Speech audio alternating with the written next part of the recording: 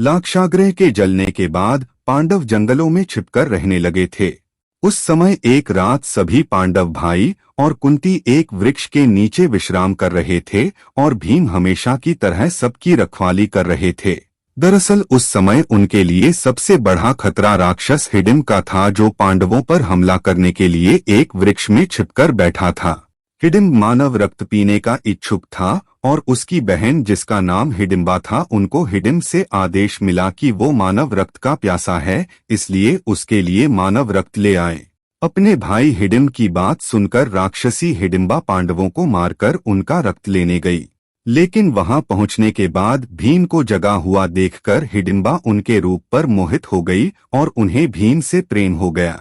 हिडिंबा जब भीम पर मोहित हो गई तब उसने भीम के सामने शादी का प्रस्ताव रखते हुए उन्हें बताया कि यह पूरा क्षेत्र उनके भाई हिडिंबा का है, जो एक खतरनाक राक्षस है।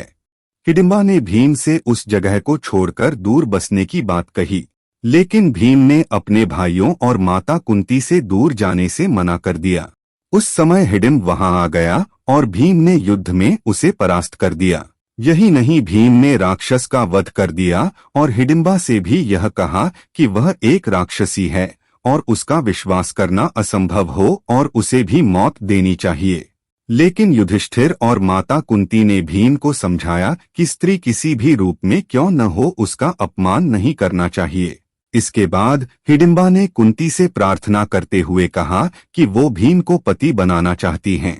भीम ने इस बात की स्वीकृति दी, लेकिन उन्होंने यह भी कहा कि वह दोनों तब तक ही साथ हैं जब तक उन्हें एक पुत्र न हो जाए।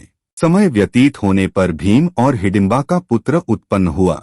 वह अत्यंत मायावी निकला और जन्म लेते ही बड़ा हो गया। उत्पन्न होते समय उसके सिर पर केश उत्कच न होने के कारण उसका नाम घटोत्कच रखा गया। उसके बाद माता कुंती और पांडव घटोत्कच और हिडिंबा को वहां छोड़कर आगे बढ़े। यदि आपको यह वीडियो पसंद आया हो तो इसे लाइक, शेयर और सब्सक्राइब करना न भूले। धन्यवाद।